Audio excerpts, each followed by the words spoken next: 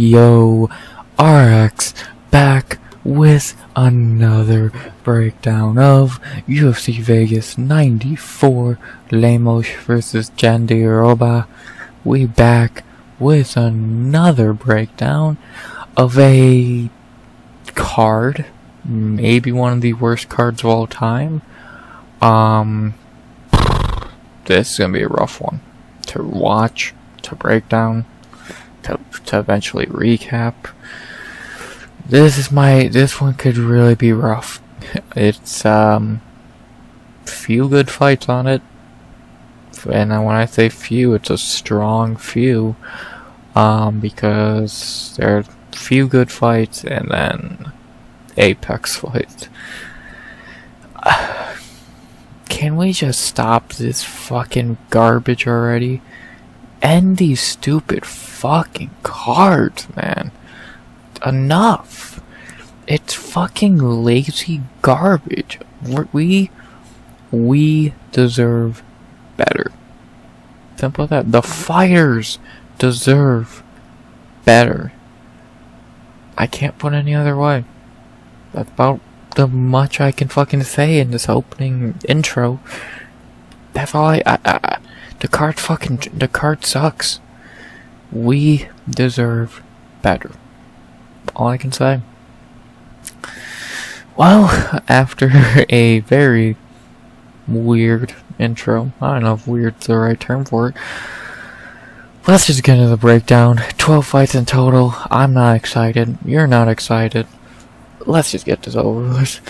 So, before I do, please like, comment, subscribe. 100 subs goal by the end of 2024. And as always, unless I'm forgetting to say something, which I am forgetting to say something good about the card, you won't hear me say that. So, yeah, can't really think of anything else to say off the dome. So let's just get into this shit. 12 fights in total. Oh boy. Let's get into it with a fucking, oh boy, a low-level heavyweight joke. Can't wait. Let's begin tonight in the heavyweight division with a terrible, terrible fight between Mohammed the Motor Usman versus Thomas the Train Petersen. Wow.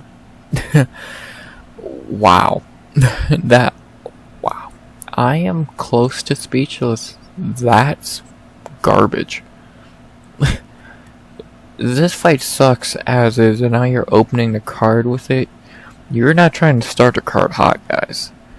Fucking Christ. We're really gonna watch this garbage. Let's just talk about Mohammed Usman. Mo in the UFC is 3-1 somehow. His 3 wins are Zach Pounga, Junior Tafa, and Jake Collier, and in his last fight he took his first UFC L against Mick Parkin. Yeah, we all know the Mo Usman story by now. Got on tough, won tough. We had 1-2 in a row after tough, and then he lost to Mick Parkin. That's a new rough one story. Yeah, he's a terrible fighter. He's a complete nepotism hire. He's only in the UFC because of his last name. We know who his brother is. And yeah, he's terrible. He ain't 5% of Kamaru. He ain't half. Fucking 30% of what Kamaru is now. Then that's saying a lot. Fucking let alone his prime, Jesus. Mo is a joke. He truly is. And in 2 more ways than one. He's a joke that everyone laughs at because we know why he's in the UFC. And he's a joke when we see him fight because he's terrible.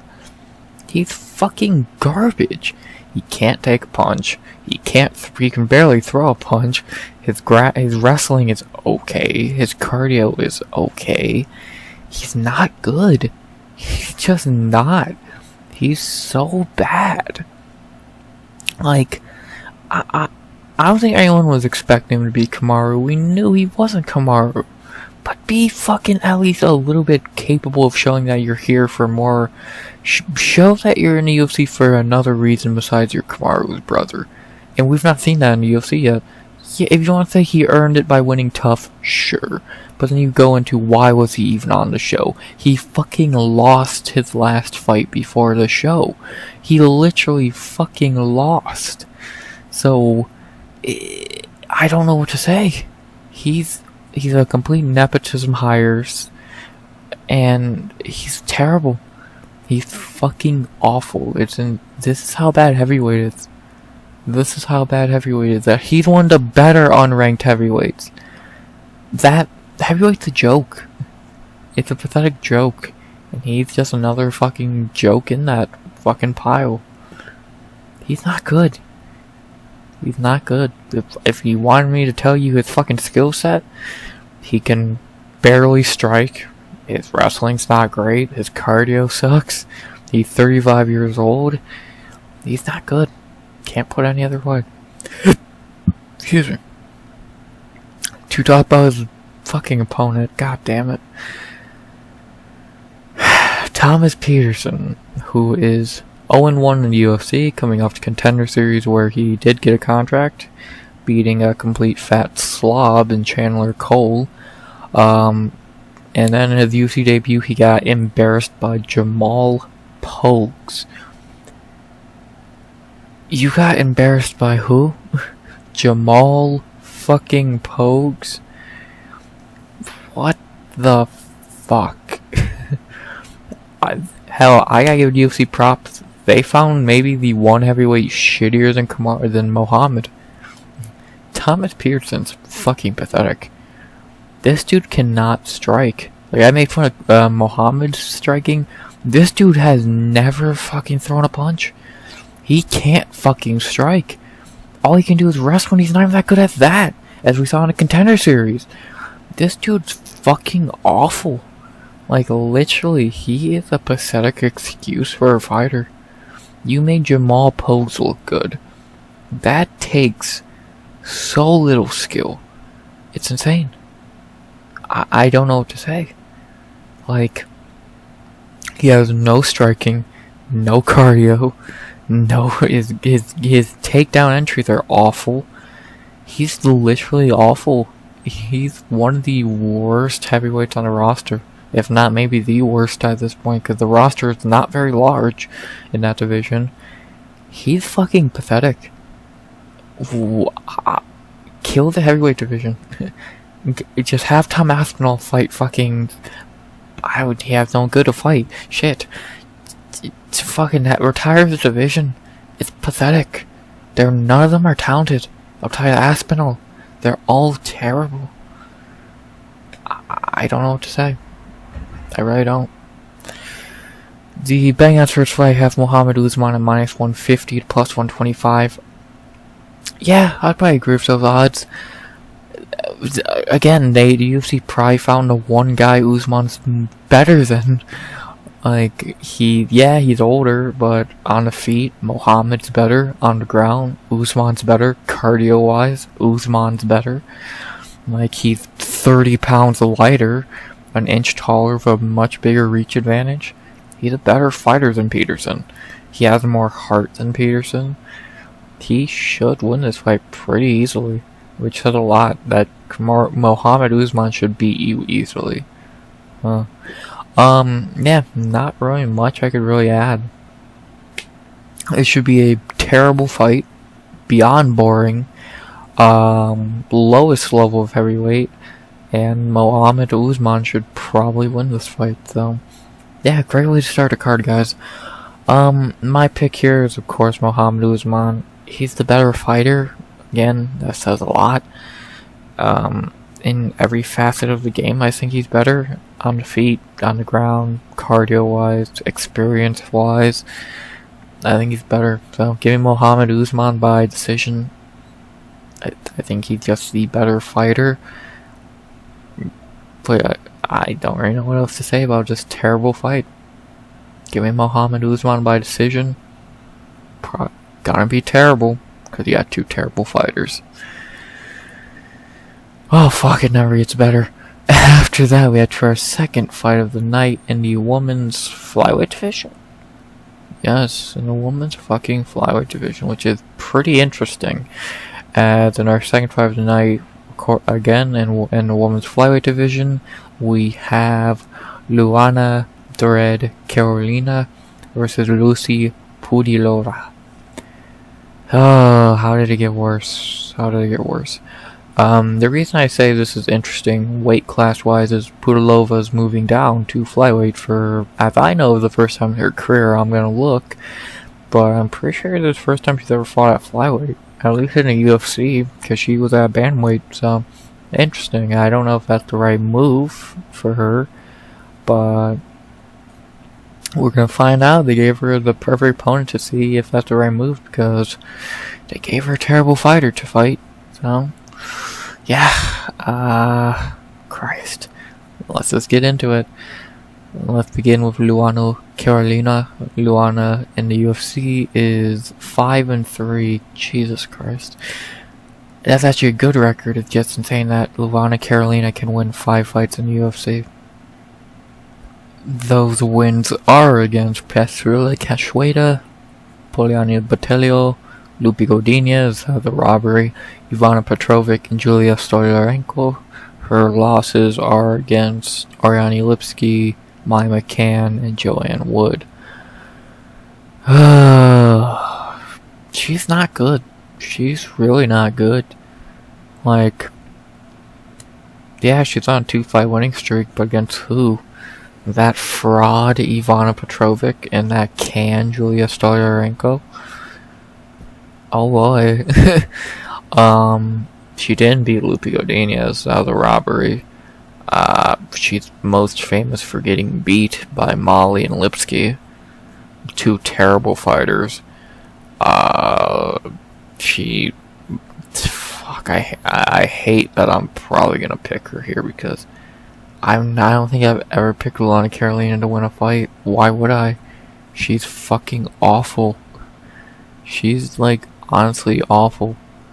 Like, again, how the fuck has someone of her lack of ability won 5 fights in UFC? Or, well, at least 4. She's fucking awful. Have I really never picked her to win? I'd be shocked if I have. Yeah, I never picked her to win a fight. Again, why would I? She's not good at anything. Her striking, she throws punches. I don't know if you count that as striking. She has a ground game a little. Her cardio is there. She's fucking awful. She's truly terrible, man. Like, I don't know what I can add. It's Luana fucking Carolina. She's fucking awful. I don't know. I really don't know anymore. To talk about her opponent, who is somehow probably shittier than Luana, Lucie Pudilová, who is 3-7 in the UFC. Huh? 3-7 over years, by the way. So her 3 wins are Ji Yeon Kim, Sarah Morris, and Yanan Wu, and fucking Jocelyn Edwards. She won that fight. And her losses are Lena Landsberg, Irene Aldana, Liz Carmouche, Antonina Shevchenko, Justine Kish, and Aline Perez. She's not good. She has fought at flyweight before. A couple times, and she lost at all of those fights. Does she ever want to fight at flyweight? Damn. Yeah, she's not good. She's shown flashes of being good. She looked amazing in the Yanan Wu fight in her big return. She looked good in the Jocelyn Edwards fight. She got completely robbed. And then in the Aline Perez fight, which I thought was definitely a winnable fight for her, she looked terrible. She got taken down at will, and just kind of got, like, yeah, she had a small moment in the 3rd round, but that's it. She really didn't do shit. And she's just not really been doing shit. Like, in her whole UFC career, the most she has done is what? A banger with Irene Aldana and winning a fight on pay-per-view against Yanan Wu? And, like, if you really look at her, like, yeah, she's a dog. She'll go down there. She'll go in there and fight. She'll fucking. But her striking is not great. Her ground game is not great. Her cardio is not good. She's a fucking John Kavanaugh fighter. What do you expect? Like, she's not good at all. And that's why she's never been able to beat anyone with even the ounce of talent. Like, her best win is Ji-yeon fucking Kim, who's a terrible fighter. So, yeah, I really just don't get it. Why she's still in the UFC, why she got a contract to come back. She sucks. And is this move down to flyweight gonna do anything for her? Probably not. So, I don't get it. I truly don't. She's not good. The Bang Masters fight, I think, are at a. I know it says Lucie's a little bit of a favorite, but I think they're about to pick 'em. Last time I looked earlier today. I don't get what the odds are thinking. Luana Carolina should be minus 160, 170. She should win this fight. Like, and I hate saying that. I've never picked her to win. I've never wanted to see her win a fight. She is dreadful to watch, but in this fight, in her weight class, compared to it being, let's say, at bantamweight, which would be in Lucie's weight class, Luana should win this. Yeah, she's smaller, but she's more experienced in this weight class. She's younger. Well, no, she's not. I definitely thought Lucie was older since she's fighting a lot more, but experience-wise, Luana is definitely not that experienced compared to Lucie, but I don't think that really going to play a big factor. I think Luana's just the better fighter at this point, which says a lot. Could Lucie win this fight? Yeah, she could just fucking tire Luana out and beat her, but I don't think she's gonna be able to do that. From what I've seen from Pudilová lately, I don't think she's gonna be able to do that. I think Luana's the better fighter. I think she will probably dominate this fight. So, give me Luana Carolina to win this fight. Ugh, hate saying that. By decision. I think she's better on the feet. Maybe not, but on the ground, I think she's better. On the feet, it's close. Maybe I give Lucie the advantage, but the only way Lucie, I think, wins this fight is just fucking breaking Luana, which, yeah, it's definitely possible. We've seen it happen before, but I just don't think she's gonna do that. Luana's on a roll right now. It's 2 in a row. Lucie has lost 2 in a row. Moving down a weight class out of desperacy. Give me Luana Carolina by decision. You know a fight's fucking pretty one-sided when I'm picking Luana Carolina to win. So, give me Carolina by decision. Something I never wanted to say, but I'd rather get a pick right than get a pick wrong. So, Carolina by decision. After that, we head to our second fight. Or, my bad, our third fight of the night in the lightweight division. The first good fight of the night, as we have a very fun fight. Well, maybe not fun, but a very interesting, good fight between Loik, the Tajik tank Radzhabov, versus Trey, Samurai Ghost Ogden. Very good fight here. Both riding high on some wins. This is going to be an interesting one. I'm very excited for this fight. I think this is a very hard fight to predict, so let's get into it. Let's start with Loik Radzhabov. Loik in the UFC is 2-1. His 2 wins are against Esteban Ribovics and Abdul Karim Al-Sawadi, and his 1 loss is to Mateusz Rambetsky. Loik is a good fighter at times, and but at times. But at the same time, he's not. Like, we've seen in all 3 of his UFC fights, he's not looked that great. Against Esteban, he kind of barely won. He's lucky Esteban sucked at that point of his career. Then against Rambetsky, he got fucking annihilated, which that ain't aging very well after what just happened to Rambetsky last year. Or, no, that was a few months ago. And Abdul Karim Al-Sawadi, that was a fight he was on the verge of losing as it was going into round 3, and he was tired. He just landed a perfect shot, so he kind of fell ass backwards into a 2-1 record. Like, is he that bad of a fighter? No, but he's not a world beater. Like, his gas tank is terrible. He's a decent wrestler and he's a decent striker, but again, that cardio is not great, and he's just not looked great in his wins even.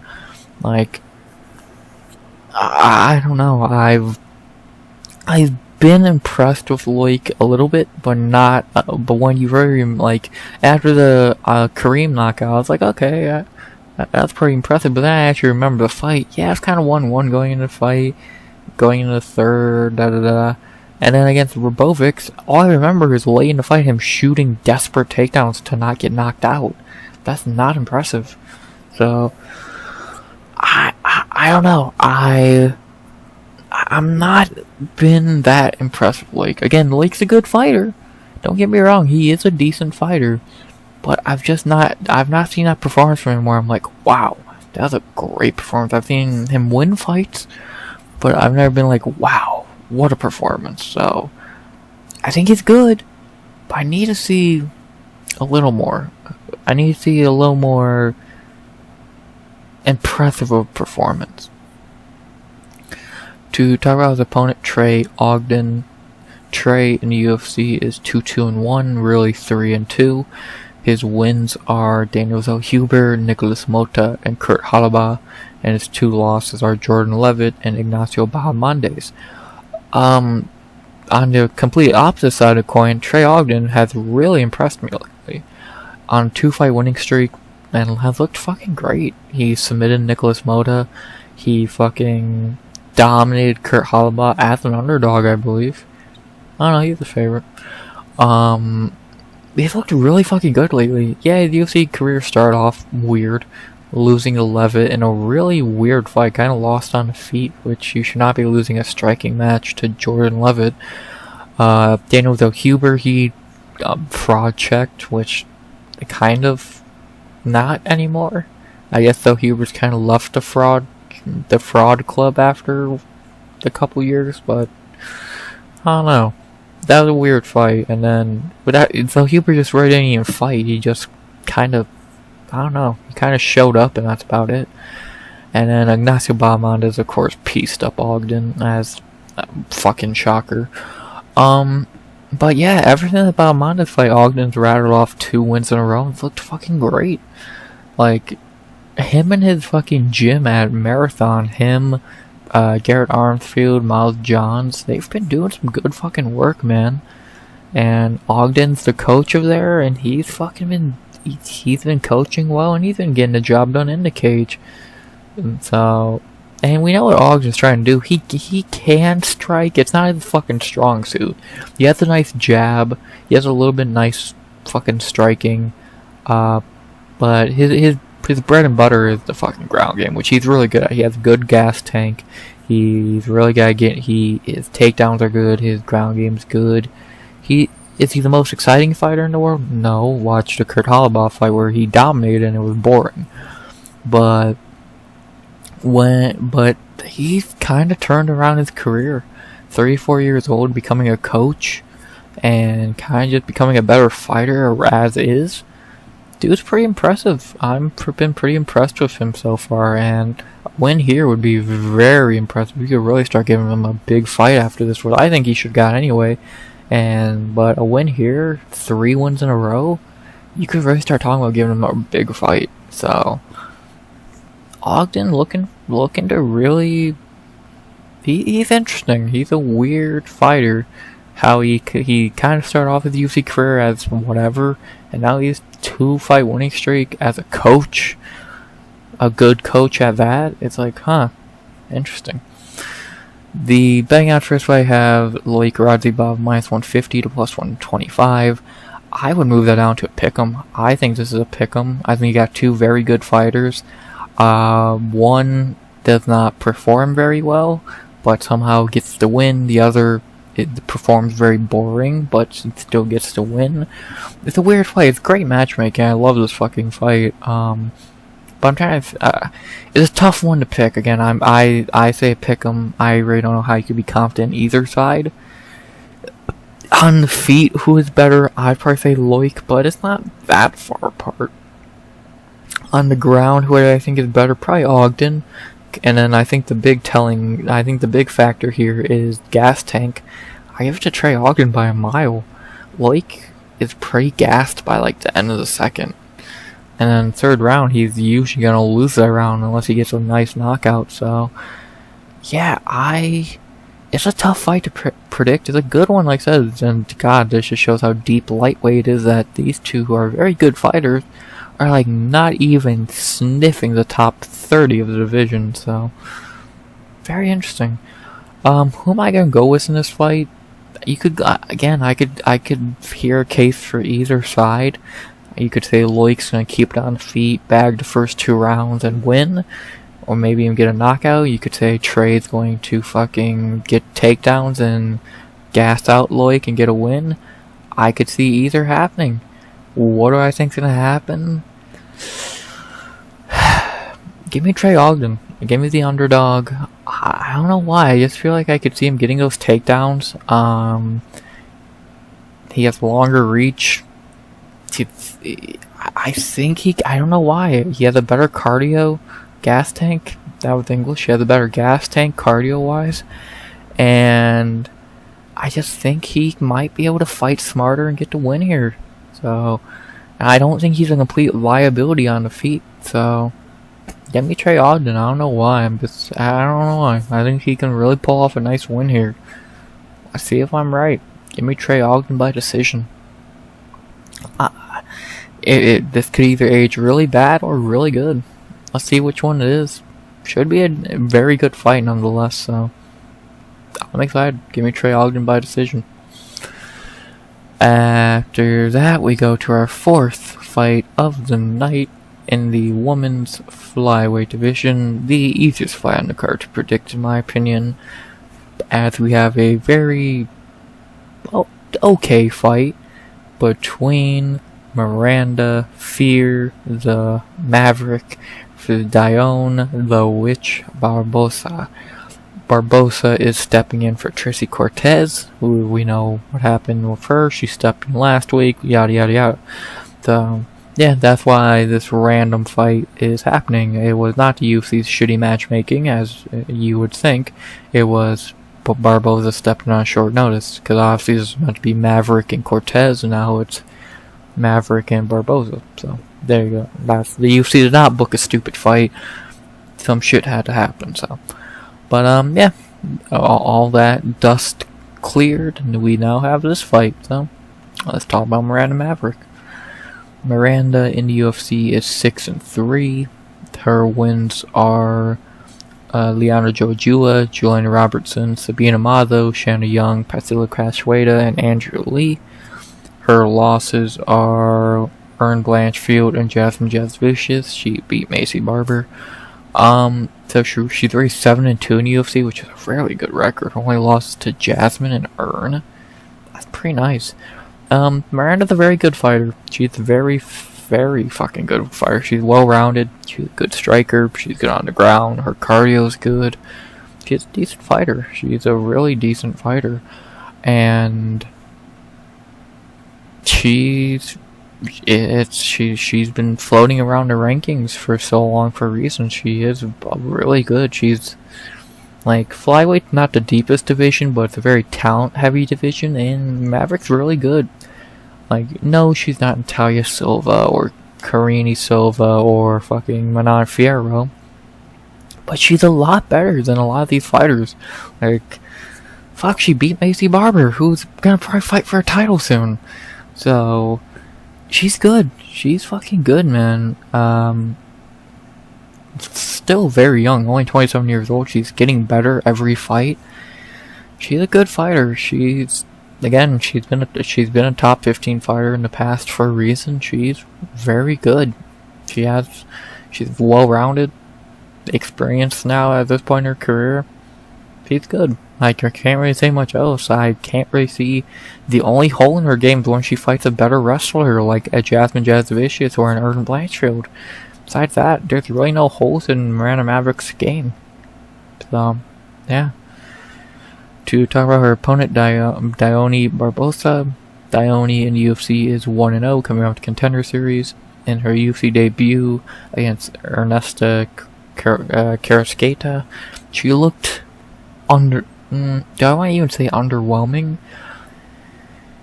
She did not look great. She looked very green. She looked green. Not like she did not look very good. Most people don't even think she won that fight, and now she's getting a ginormous step up against Miranda Maverick. This could go really bad. Respect to her for stepping in, but yeah, this is probably gonna end badly. She's not ready for a fight like this. Like, her only thing in this fight is a lucky submission early. Her cardio is not good. Her striking is not amazing. Her takedown entries are not great. She's 32 years old. She's not great. I don't know. I don't think Barbosa is very good. I don't think she has much of a chance here. I just don't see it. I think this is a way, way, way too big of a jump for her. Way too early in her career. So, prove me wrong. The betting odds first fight have Miranda Maverick minus 205 to plus 170. I think she's up to about minus 220 now, which is actually the biggest favorite on the card, which is insane. I would have Maverick. I think you'd have Miranda up to minus 300, to be honest. I just think there's levels to this, and I think she's gonna show Dione that. I just think she's levels above her as a fighter. Like, she's way more experienced. She's way more well-rounded. She's fucking not stepping in on short notice. She's the better fighter. So, I just really don't know what else I could really add. Like, again, Dione's only way of winning this fight, in my opinion, is a lucky submission in the first round. Outside that, where does Dione win this fight? She's not going to win on feet. She's not going to hold Miranda down for 15 minutes like Jasmine or Ern. She's just going to get beat up. She's going to get taught a lesson by a veteran. I think it's as simple as that. I just really don't know what else I could really say. Like, respect for stepping in, but there's levels to this kid, and just you're stepping in against a very well-rounded, good veteran. I just don't really see this ending well. So, give me Miranda Maverick. In fact, my lock of the night, Miranda Maverick. She should win this easily. Maybe you should drop round 1. Should easily win the last 2 rounds. I could even see a 29-27 scorecard. I could see a finish. I'm not going to predict a finish, but I could see it. So, but give me Miranda Maverick by decision. Lock of the night. There's levels to this. So, if Dione gets a lucky submission, good for her. I don't think that's going to happen. So, give me Miranda Maverick by decision. Lock of the night. After that, we head to our co-main of the prelims. A fun fight, not a great one, but a fun one. Giving me the Salikov-Ponzinibbio vibes, as we have a fun veteran war in the bantamweight division between Brian Boom Kelleher versus Cody the Renegade Gibson. No, this is not 2015. This is 2024. Yeah, these two are very old. Very, very old. But that's why I like this matchmaking. Have them fight each other instead of young guys. Same thing with Salikov and Ponzinibbio. Good job, UFC. You're learning basic shit. Took you 31 years. Let's talk about Brian Kelleher. Kelleher in the UFC is 8-8. He's only had that many fights. His wins are Alir Alcantara, who I only know because he was in the UFC games. I'm not even going to try that guy. Hen Barao, Ode Osborne, Hunter Azure, Ray Rodriguez, Domingo Plarte, and Kevin Kroom. His losses are Marlon Vera, John Lineker, Montel Jackson, Cody Stamen, Ricky Simone, Umar Nurmagomedov, Mario Bautista, and Cody Garbrandt. Yeah, he had his prime, and even in his prime he wasn't a world beater, but in his prime he was a decent enough fighter. He had good power in his hands. He was a good fighter. 2020, fucking of course before that, he's a decent fighter. But ever since I know he got injured pretty badly, he had neck surgery, he's not been the same. Like, we saw him come back in the Cody Garbrandt fight and look god-awful. One good punch and he went down for good. He's 37 years old. Like, a 37-year-old bantamweight coming off neck surgery. Not sounding very good. Like, the only thing he really still has left is his power. Like, that's the really only thing left. Like, his durability seems to probably be shot. His cardio's probably shot. His fucking... He was never a great wrestler to begin with, from what I remember. Like, the main thing he probably has left is his power, and who knows how much of that's even still there. So, the main thing he's built on is that boom of power. It looks like it's probably gone, or the only thing left, I should say. So, 37 years old on a 3-fight losing streak, now fighting Cody Gibson. That's probably the last fight of Brian Kelleher. I really don't see, with a loss, I don't know how you can have him fight again. If he wins, sure. If he somehow won, sure. But if he loses, like he's probably going to, how do you give him another fight? How does he not retire? Especially if he gets finished. Dude, just retire, bro. Like, you had a fine career. Some people remember you, some won't. But your career's over. So, well, just stop fucking putting damage on your body. You don't need that shit, dog. So, yeah. To talk about his opponent, Cody Gibson, another veteran, not nearly as well experienced as Brian, but still a veteran. He is 1-5 in the UFC. His one win came all the way back in 2014 with the knockout of Johnny Bedford, and his 5 losses are Aljamain Sterling, Manny Gambarian, Douglas Silva de Andrade, Brad Katona, and Miles Johns. Just like Mohammed Usman, Cody Gibson came off the Ultimate Fighter, not the same season, but still.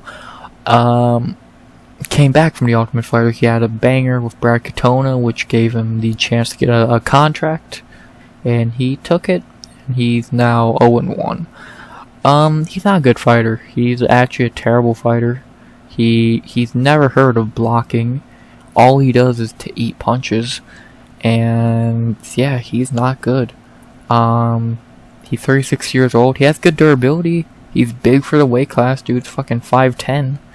He could easily be a featherweight. But besides that, like, I don't think he has much power in his hands. Like, cause I've seen him land some pretty nice shots, and they really didn't hurt. Like, he landed a bunch of shots on Katona. Katona never really looked hurt, so. Like, Gibson's Gibson's a pretty terrible fighter, is the more I think about it. He's pretty shitty. And now he's old. Like, again, he still has that durability. He ate 100 punches from fucking Katona. But, yeah, he's not very good anymore. And he never was to begin with. Now he's even worse than he was before. Like, they're pretty much handing him a win. Like, they pretty much are, like, they're handing him a fucking win. That's the simplest way I could put it. Like, if he loses this, he should get cut also. Like, what the fuck? If you win this, fine. But, like, this is a fucking hand-picked win. Like, it's a fun fight, a fight Gibson should win. If he loses this, dude, what the fuck? Like, come on. This is a fucking hand cherry-picked matchup for Cody Gibson to win. Win it. The betting on church, I have Cody Gibson minus 230 to plus 190. I don't think those are betting odds. I think he's dropped a good margin. I'd have Cody minus 140, 150 to plus 120. Yeah, Gibson should win, but do you trust him? I don't. I could see Kelleher landing that fucking bomb on him. I could see Cody just fighting like shit again, like he did against Miles Johns. I don't know. I don't really. It's hard to trust Cody. I'm picking him. I'm gonna pick Cody Gibson. I trust him. I trust his shitty fighting ability more than I trust Kelleher's very old, injured body.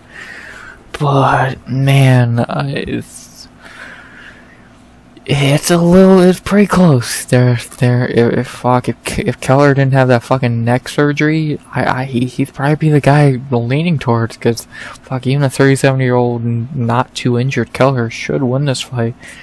Gibson just not good, but Kelleher is just so beat up at this point. How could you pick him?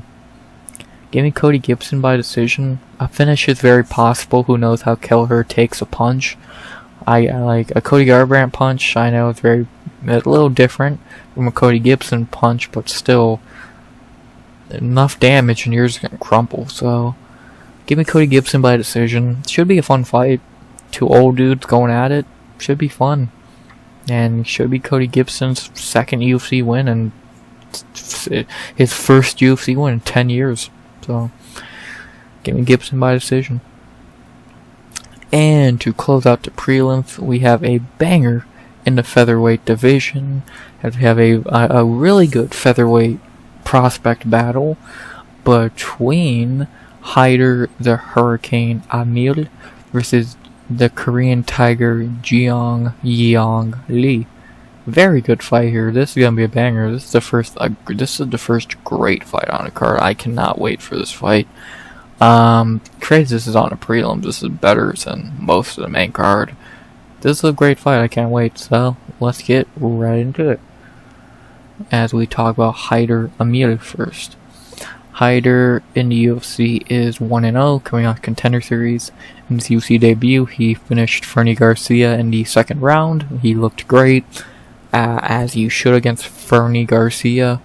Yeah, he looked very fucking good in that fight. We know what we're getting with Hyder. He fights very quick. He's trying to tire you out. He fights at a crazy pace. He's good. He's a very good fighter. He has a really good gas tank. He's durable, good striking, has a ground game. He's not bad. He's very solid. I swear I remember him being like a Diaz member. Like I swear I remember him training for Diaz brothers or some shit, but I guess I'm wrong. Like I swear I remember him, like on Contender Series they talked about that. He's like friends with the Diaz brothers or some shit, but I guess not. But he is a good fighter. 9-0, 34 years old. The age is not great, but shit happens. He's good. He's a good fighter. He's gonna test your fucking cardio. He has good power in his hands. He's a good fighter, man. He's a really good fighter. Good prospect in the division. See how far this guy can go. He's pretty fucking good, man. To talk about his opponent, Yeong Lee. Lee in the UFC is 1-0, coming off the road to UFC, where he did get gifted the decision against Yaiza, or Z. Yeah, I don't know how you say that, to be honest. He did not win that fight on the road to UFC finale. He got gifted that. That was a complete robbery. But at least he did win his second UFC fight, or his first official one, when he beat Blake Builder earlier in the year. He looked fine in that fight. The main problem with Lee's main problem is cardio. He's usually pretty tired by the third round. He was tired against Builder. He's tired on the road to UFC. His gas tank's pretty shitty. He's not a bad fighter, but his gas tank is pretty iffy. And that's a big problem when you're fighting Hyder or Amil. If your gas tank sucks, you're gonna fucking, like, he usually gasses in the third round. He might gas in the second round against Hyder. Like, I don't, unless he's fixed his cardio problems, but I doubt it. I really doubt it. Like, he's not a bad fighter. His ground game's good. His striking's fine. Sorry. But But he just not. I've not been that impressed with him. Like, he lost on the road to UFC, and he got Blake Builder's terrible. So this is his first real fight, and we're gonna really see how good he is. This is gonna be a real test for him. For Hyder as well. Fernie Garcia is a joke. This is a good fucking test. So I'm excited for this fight. I think this is a very hard fight to predict. You got two prospects who are kind of question marks. We really don't know how good Hyder really is. We really don't know how good Lee is. If Lee fixes cardio, this, that, and the other thing. How does he deal with pressure from a good fighter? We're going to get a lot of questions answered, and I'm excited. This is going to be a very fun fight. Let's see what happens. The betting odds have Jeong, Yeong, Lee at minus 185, 2 plus 155. I don't agree with those. It should be a pick'em. I really don't know how you could see a favorite here. Both guys 1-0 in the UFC, 9-0 versus 11-1. Fuck, who has looked more impressive in their UFC debut? I'm giving that to Hyder. On the feet, who do I think's better? Hyder. On the ground, Lee. I think Lee has the grounded. I have the wrestling advantage, but cardio-wise, Hyder. I think Hyder takes a lot of advantages in this fight. Like, it's a good fight, and I'm not really sure what people are saying with Lee. Like, Lee's not bad, but neither is Hyder. So it's an interesting fight. It's a really interesting fight. I'm excited. I'm excited for this fight. I think it's gonna be very intriguing. And who am I going with? Give me the fucking underdog. Give me Hyder Amil. I think he might finish Lee. Like, Lee, again, his gas tank is really shitty. It's really bad. He never got to finish in the third round. He's usually gasses in the third round. I think Hyder might break him. I really do. Like, if you look at his finishes, they're always, like, early in the fight, in the first round or the fucking early second. Dude, and, like, he's so fucking, his cardio sucks. Simple as that. His cardio's fucking bad. So, I'm gonna go Hyder Amil. And, in fact, I think I might go with, I think I'm gonna go with a finish. I think Hyder might finish him. I don't think I see Hyder winning this fight by decision. I think Hyder might finish him. Give me Hyder Amil by knockout in the third. I think he can really break Lee. I think he can tire him out. Yeah, Hyder might be down 2-0 going into round 3. He might break Lee in the third. His cardio is way better than Lee. I think he has more heart than Lee. Give me Hyder Amil by knockout in the third. I don't know why, I just feel it. I think Hyder can really come in here and make a statement. Let's see if I'm right. Give me Hyder by knockout in the third. I think he's gonna break Lee. Or Lee proves me wrong and shows he's unbreakable. We're gonna find out. I'm going Hyder by knockout in the third.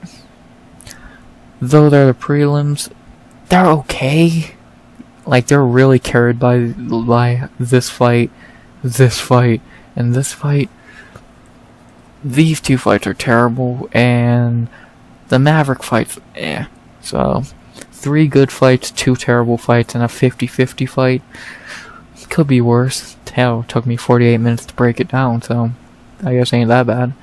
But now we move on to the main card, which is decent. It's a decent main card. Could be better, could be worse. But, I guess let's just get right into it. We're already 49 minutes in. Why waste any more time? So, let's get right into it as we stay in the featherweight division to open the main card with a fucking banger. Could give this fight of the night right now. Easily the best fight on the card. As we begin the main card with a banger between the Korean Superboy Do-Ho Choi versus Senior Perfecto Algeo. What a fight. Fucking 10 out of 10 matchmaking. Easily fight of the night. This is gonna be great. I can't wait. So, let's get right into it with the return, again, of the Korean Superboy. Let's get into it. Choi, Do-Ho Choi in the UFC at 3-3-1. His 3 wins are that guy, Sam Sakila and Thiago Tarves. His 3 losses are Cub Swanson in a Hall of Fame fight, and literally is in the Hall of Fame, Jeremy Stevens and Charles Jourdain, and his draw was with Kyle Nelson in his last fight. Duo Choi had a nice fucking start to the UFC run. 3 wins, 3 KOs against nobodies, but still, it happened. And then he fought Cub Swanson in one of the best fights ever. Then he fought Jeremy Stevens and got finished. And then he fought Charles Jourdain and got finished. After that Jourdain fight, he took a long-ass layoff. He went from a fight in the end of 2019 to not fighting again until the beginning of 2023, where he came back and looked terrible. He looked rusty as shit. And that's why he had a draw with bum-ass Kyle Nelson, of all people. So, yeah, and now he's back a year and a half later to fight Algeo. Choi's biggest problem is he's been inactive. He's been inactive. Is he a good fighter? Yeah, from in his fucking prime a couple years ago, yeah, he's pretty good. But now he's 33 years old, coming back from another layoff. And I don't think he'll be as rusty as the Nelson fight, but I still don't think he'll be fighting at his best, because he took another year and a half layoff. And you're fighting a better fighter than fucking Kyle Nelson, so that's another fucking whammy. So, I think Choi's good. I'm happy to have him back. Trust me, I'm so happy to have the Korean Superboy back. But man, another year and a half layoff. He has to show up here. Another an L here, and that he would be 0-4-1 in his last 5, and his last one would be in 2016. If he loses here, you can make the case for cutting him. Like, he's inactive. He'd be on a fucking 0-4-1 record. I don't want to see the Superboy get cut, but you might have to do it. If he looks awful in this fight, I feel like you got to. He's not going to fight again anytime soon anyway. So, I'm happy to have him back. I want to see the Superboy of old here. I really do. I don't know if we will, though. Because his opponent is Senor Perfecto Algeo, who is 5-4 in the UFC. His wins are Spike Carlisle, Joe Anderson Brito, Herbert Burns, DJ Brown, and Alexander Hernandez. His losses are Ricardo Lamas, Ricardo Ramos, Andre Fioli, and Kyle Nelson. Algeo is a very good fighter. He's had some ups and downs in the UFC. Had a couple 2-fight winning streaks, but then he fought a Ricardo Ramos or a Andre Fioli. But, yeah, when he's on, he looks great. He fucking looked great against Herbert Burns, TJ Brown, Alex Hernandez. I guess, like, none of those wins are great. Joe Anderson Brito's a win that's aging fucking flawlessly. But, at the same time, that was a weird fight. That was a debuting Brito who looked like he was just not ready. So, but yeah, Algeo's good. He's really good at using his reach and fucking length, because he's a very tall dude. He's fucking 6 feet, 73-inch reach. He is 35 years old, though, which is not great, but, you know, shit happens. He's good, and this is a good fight for him. A fucking rusty, an old rusty Duho Choi to get him back on track. Should go pretty well for him. Like, the UFC must really like him to give him a fucking easy win like this, on paper. So, we'll see what happens, but we know what we're getting with Algeo. He's a fun fighter. He's good everywhere. On the feet, he's good. On the ground, he's good. His chin's a little iffy, but besides that, his cardio's good. He's a good fighter. And we're gonna need to see the Senor Perfecto we saw against Hernandez and all that in this fight, because we don't want to see him lose two in a row, and he should not be losing to Duho Choi in 2024. So, let's see if we can get Senor Perfecto to look like Algeo again. The Banner's first fight had Algeo minus 160 to plus 135. I agree, you could have Algeo close to minus 200. I'd give him minus 190, more 95 at most. He should win. It's a duo Choi coming off another 1.5 year layoff. He looked awful against Kyle Nelson, now getting a step up in competition. I just don't think this is going to go well. Could duo Choi land a knockout punch on him? Yes. Again, Algeo's chin is definitely worrisome. But besides that, I think Algeo's better. He's bigger. He's better on feet. He has the reach advantage, height advantage. He's fought more consistently. He's, I think, just a better fighter. And I think he's going to show that here. 5, 6, 7 years ago, yeah, duo Choi run through Bill Algeo. But in 2024, it should be a pretty easy night for Algeo. Just stay at range. Don't get caught up in a fucking firefight, because you probably won't win that. And fucking have a good fight. Get a win. Go home. Simple. So, give me Bill Algeo by decision. I don't think he's going to really go for a finish. I don't know if he even will finish him. It's not easy to finish Choi. I think the easiest I've seen him get finished is by Charles Jourdain. And I don't think Algeo has the power of Jourdain. So, give me Bill Algeo by decision. I could see him getting dropped in the fight, but I think he has a good chance he'll probably survive it. So, I don't know. I would love to see Choi win.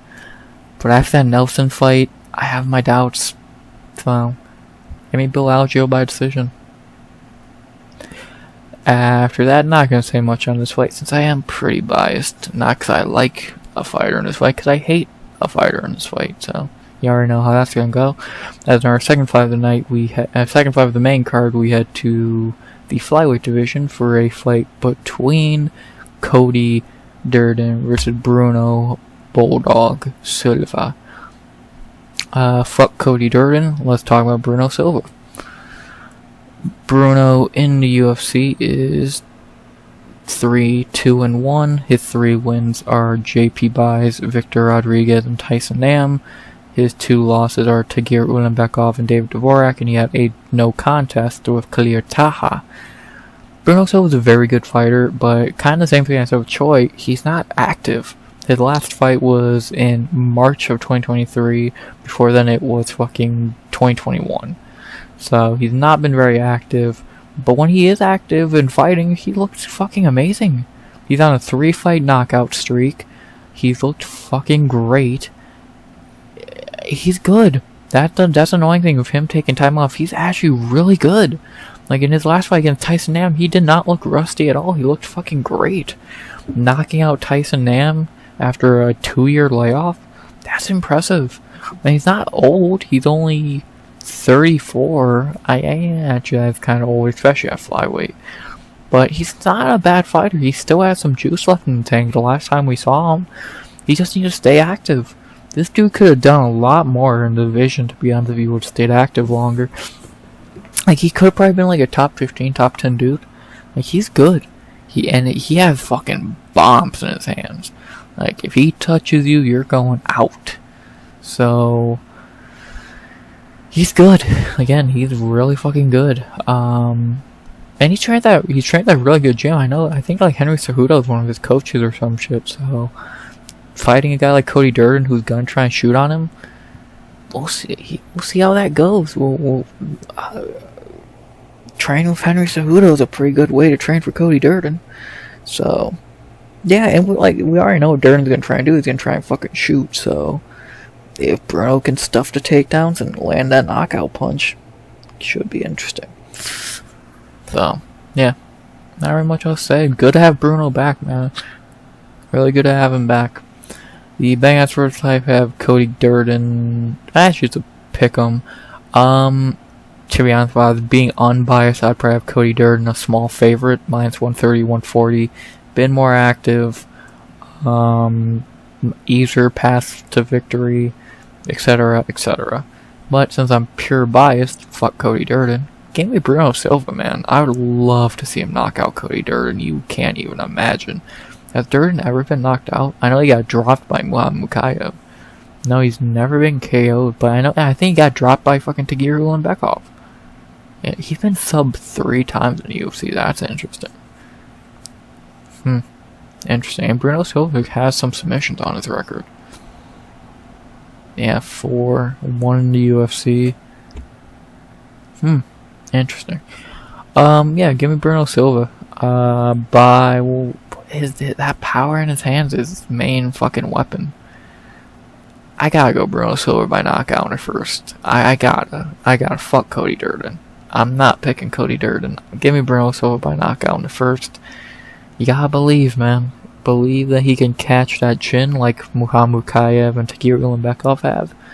But when Bruno Silva touches that chin, he ain't gonna be able to recover. Give me Bruno Silva by knockout in the first. Please. Please, Bruno. Please. I know I'm kind of going back on everything I said about Duho Choi, but Bruno has came back and looked good. Choi came back last year and looked like shit, so that's why I'm a little more lenient with Bruno, so yeah. And he's a little flu. So, yeah. After that, we have to our third fight of the main card in the lightweight division. Probably the worst fight on the main card. This is not a very good fight.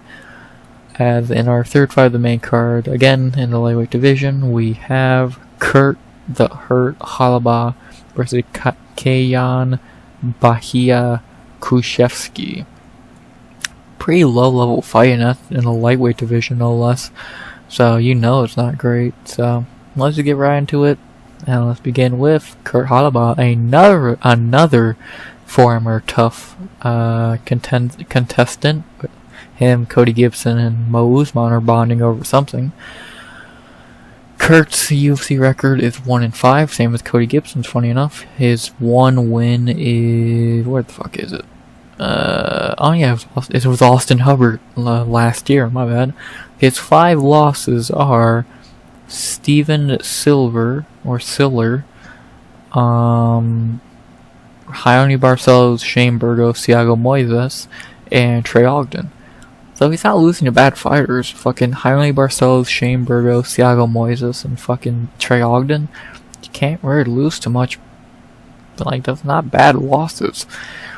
Kurt's just not a good fighter. Kurt Holobaugh 15 years ago would have been a really good fighter, but in 2024, he's kind of just one-dimensional. He just wants to brawl with you. Like, he has a ground game. He doesn't really have a lot of cardio. He's kind of durable, but he really just wants to brawl. He wants to bite down the mouthpiece and fight.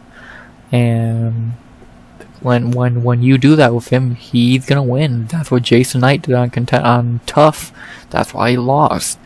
But when guys don't do that, like fucking Thiago Moises and Trey Ogden, he loses. He's just like, he can beat an Austin Hubbard because Austin Hubbard's a joke, but Kurt's just not a good fighter. He's barely a fighter. He's just a dude who goes in there to fight, which I respect it, but when I'm breaking down a fight and trying to pick a winner, I don't respect it because he's just not good. He's 37 years old, one-dimensional, and he's just not great. I've never been impressed with Holobaugh. Even when I picked him as an underdog to beat Austin Hubbard, I was like, oh yeah, cool win. And then he turns around and gets beat up by Trey Ogden, like dominated. So I've just never been impressed with him. Even on Tough, he beat Jason Knight and who was the fucking other guy? Jason Knight and Lee Human, 2 cans. Yeah, was this that fucking Irish kid? Yeah, a fucking nobody and Jason Knight. Like, he didn't even look great in those fights. So I don't know. I'm not impressed with Kurt Holobaugh. I haven't been, and I doubt I will be here. So, and he's not even fighting a great fighter. So, he is fighting Kaynan Kruschewsky. So, the Kaynan in the UFC is 0-1 coming off the Contender Series. In his UFC debut, he fought Elvis Brenner and got fucking murdered.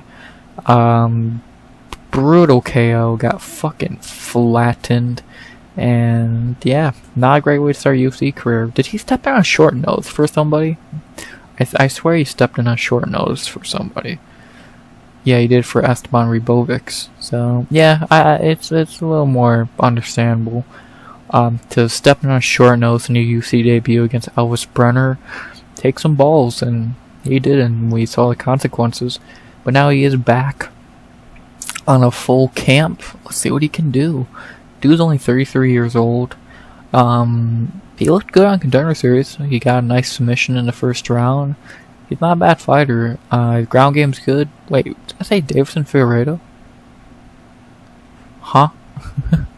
I think there's a small weight difference here, guys. About 30 fucking pounds. But, yeah, his ground game is pretty good. Striking is not great. Cardio, he hadn't really went to many decisions, only 2 in his career. So, yeah, he's not great, but he's not terrible. I'm trying to think if I'm gonna pick him to win by a finish. Holobaugh's tough, man. Holobaugh's really tough. I don't know.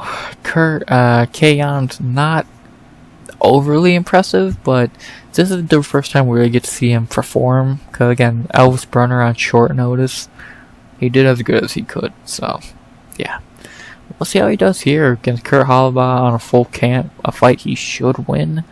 See what this dude can really do. The betting odds for this fight have Kaynan minus 155 to plus 130. Yeah, hard to disagree. The highest I would put him is like 160, 165. Probably the better fighter. To be honest, he's probably the better fighter. Younger, less damage on the fucking tires. I think he's just a better fighter, like I said.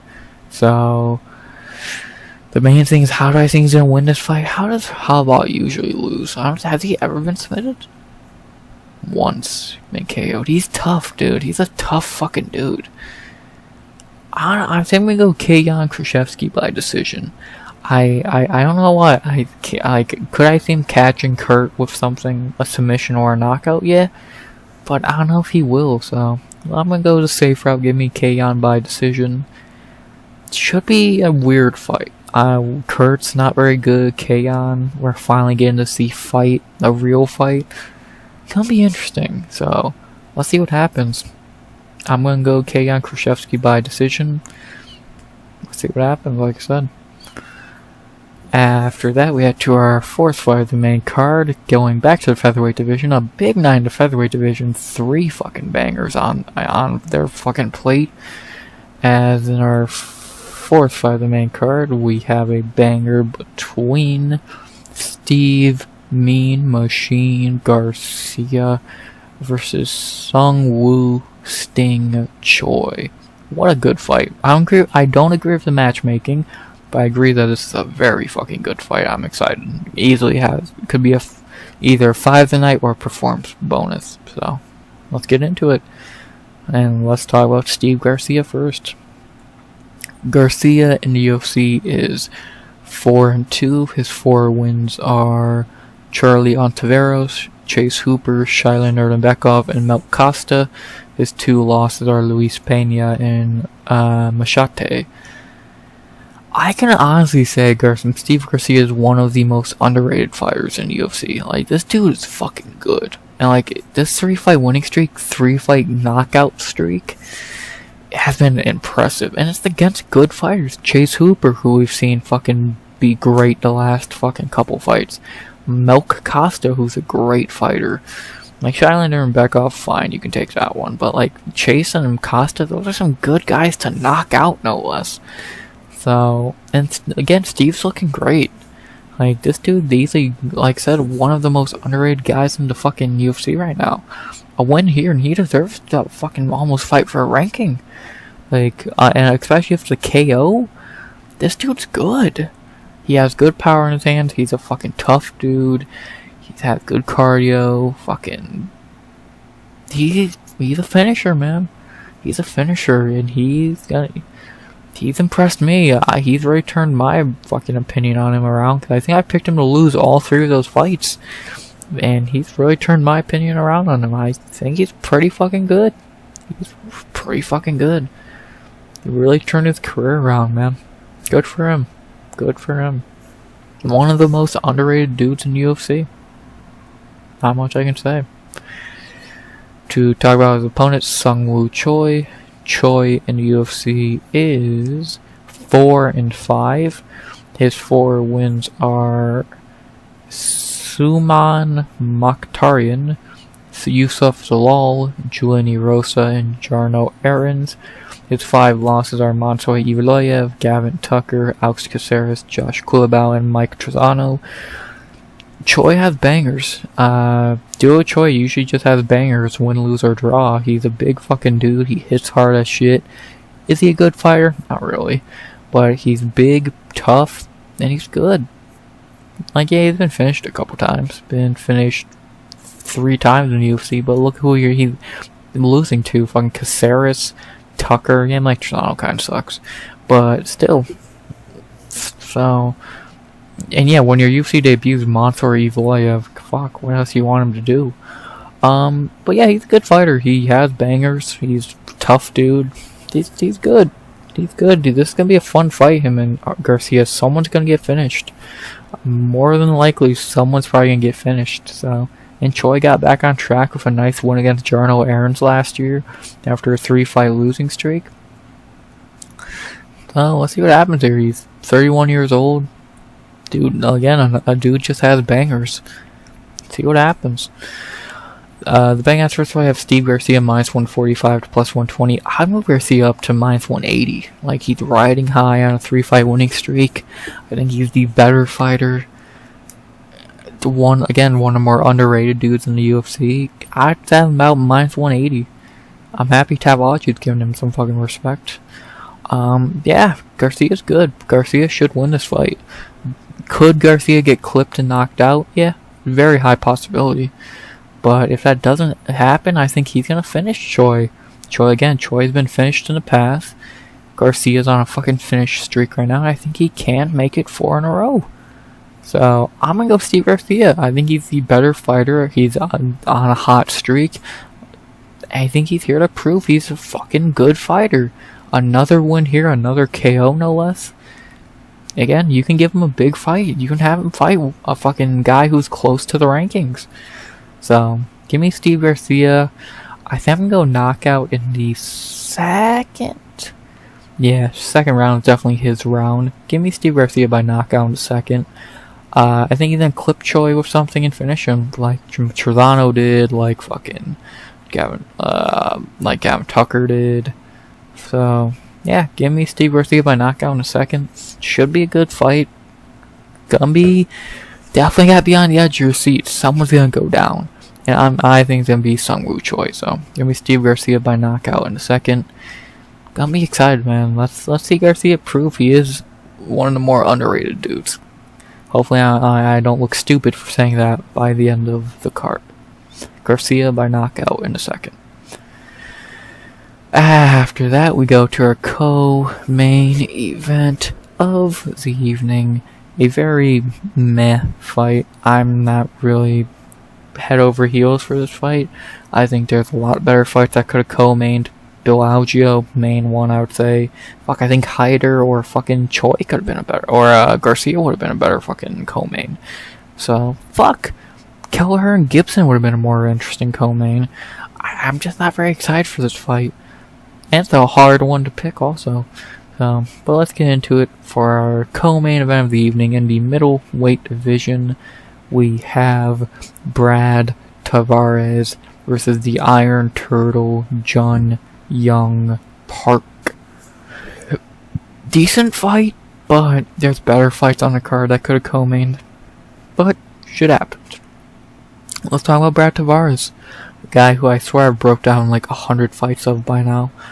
Brad in the UFC is 15-9. His best wins in the UFC are Phil Baroni, Lorenz Larkin, Nate Marquardt, Elias Theodoro, Talis Leites, Christoph Jotko, Antonio Carlos Jr., Omari Akhmedov, Chris Weidman.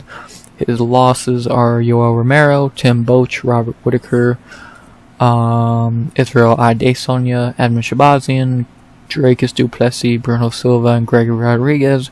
God damn, this dude's been fighting forever. Over 10, holy shit, 14 years in the UFC? You're fucking kidding me. Dude, this dude's been in the UFC for 14 years, and he's only like 37. So he's 36 years old. Holy shit, when the fuck, how old was he when he got in the UFC? God damn, you fucking... He was 22, that's insane. Respect to him, man. 22 years old, been in the UFC for 14 fucking years, and has a winning record. And he's still winning fights. He beat Chris Weidman a year ago. Like, yeah, he's 2-5 in his last, or 2-3 in his last 5, but look at those 3 L's. Dracus, Bruno, and Rodriguez.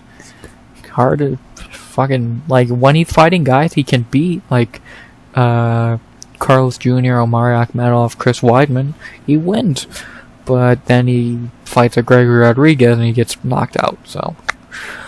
But, yeah, Tavares still has some juice left in the tank. Is he a great fighter? No, I never thought he had. I never thought he was. But he's not a bad fighter. He's not a very exciting one. Like, he has fun fights sometimes, but they're few and far between. If he wins, it's usually not going to be exciting, like the Akhmedov fight or the Chris Weidman fight. But, yeah. Kind of a decision machine. Only 5 KOs in 14 fucking years. And only 2 of them happened in the UFC, and he has no submissions. So yeah, he has 13 decisions and 2 knockouts. Who the fuck did he knock out? I know Jotko was one of them. Who the fuck was the other guy he finished? Phil Baroni. Yeah, nothing much to say about Brad. He's still got some juice left in the tank at 36 years old, but he's not the greatest fighter. Never was, and he's not the most exciting. So. Don't expect a finish if he wins. Do talk about his opponent, the Iron Turtle. Park in the UFC is 7-3. His 7 wins are Marc-Andre Barry, John Phillips, Tefon Nchukwi, Eric Anders, Joseph Holmes, Dennis Tululian, Albert Duraev. His losses are Fluffy Hernandez, Gregory Rodriguez, and Andre Muniz. Park was on a nice winning streak, man. Nice 4-fight winning streak against guys like Anders, Holmes, Tululian, and Duraev. But then he looked god-awful versus Andre Muniz. Like, that's the worst I've ever seen him look.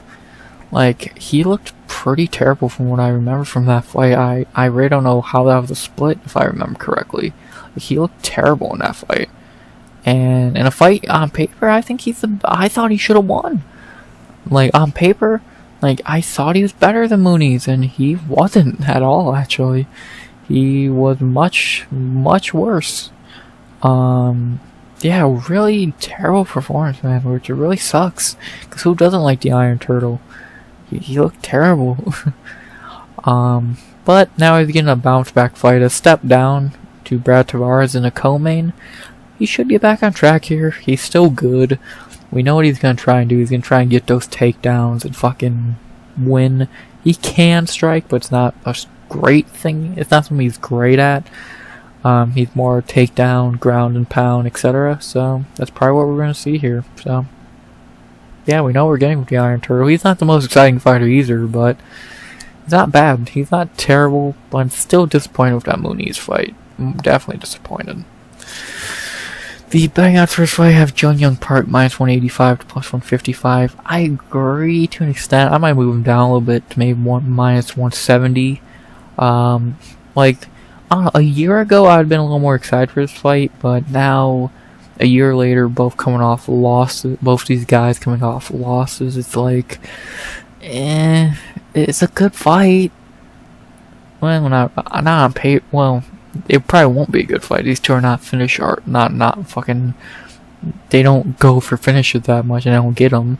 But they're not bad fighters. They're just they're fighters. I don't know. I'm not really sure what way to put it. God dang, Park's a lot shorter. Who am I going with in this fight? I'm gonna lean Jeong Park. I think he's a little bit better. He's a little younger. I think he's going to want to bounce back in a big way.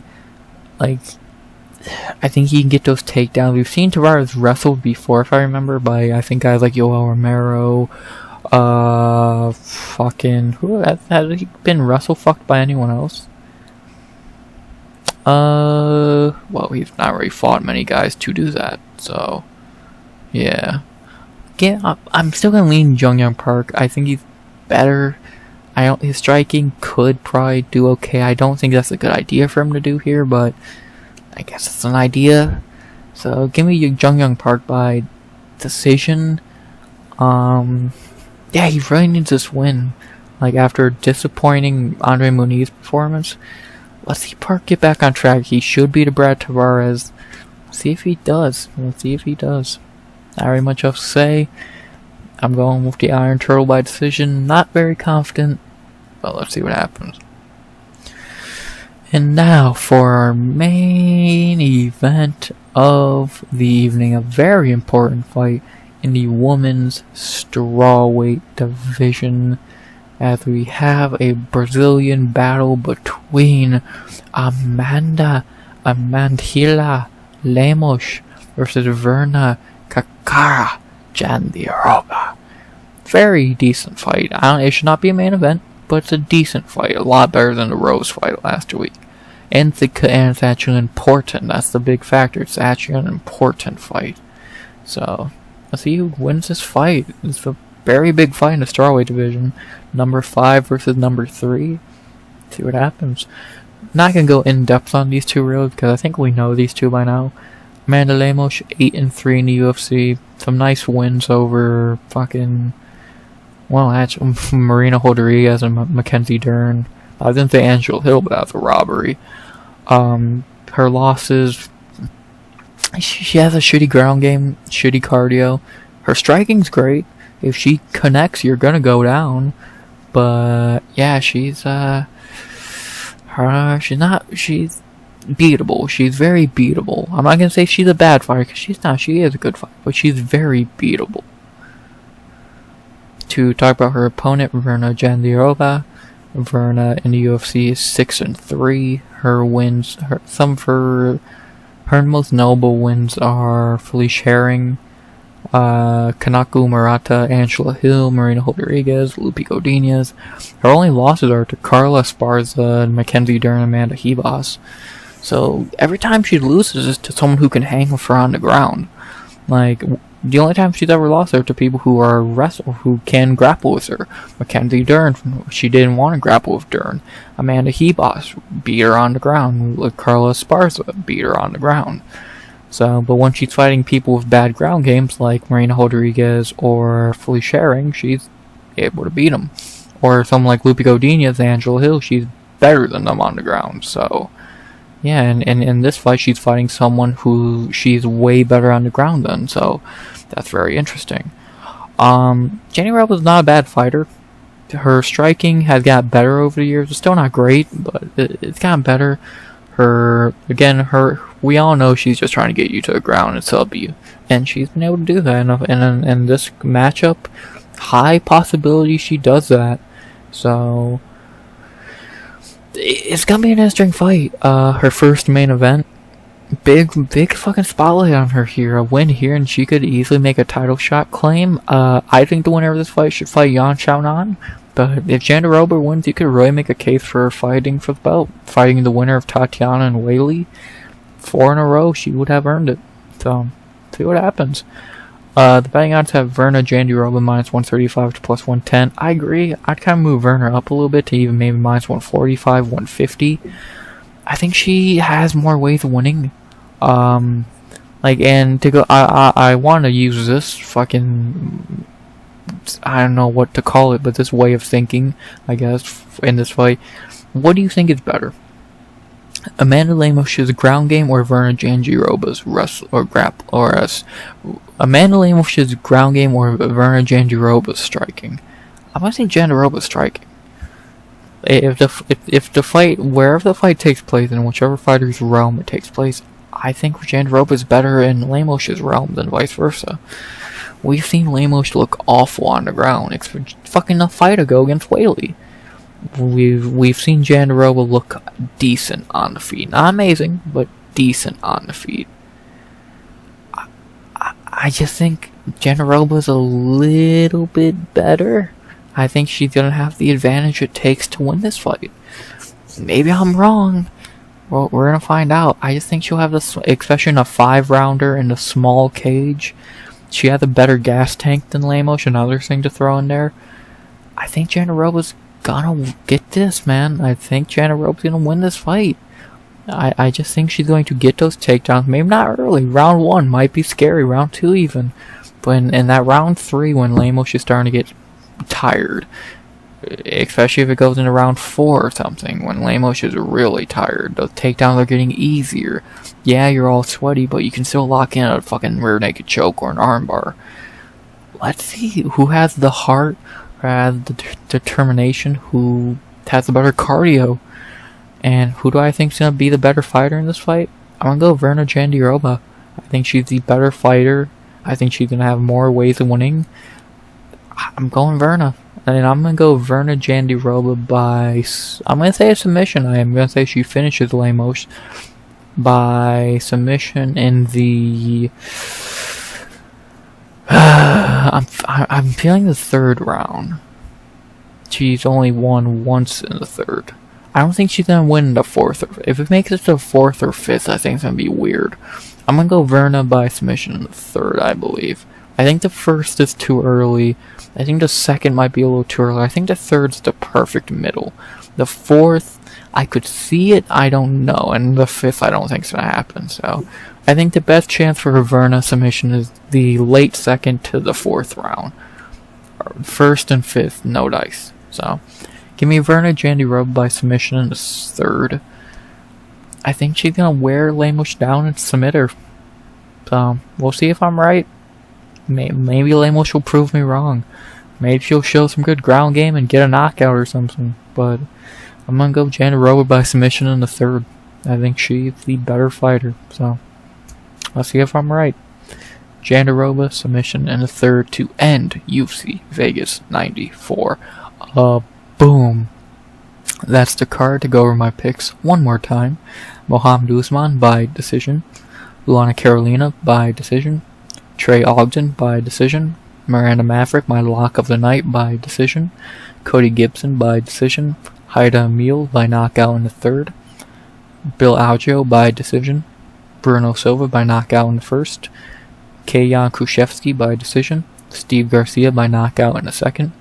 Jeong Park by decision, and Virna Jandiroba by submission in the 3rd. Bang. Finally, an hour and a half in. Well, hour and a half, and it's finally over. Yeah, shitty card, still rambled for an hour and a half. My bad.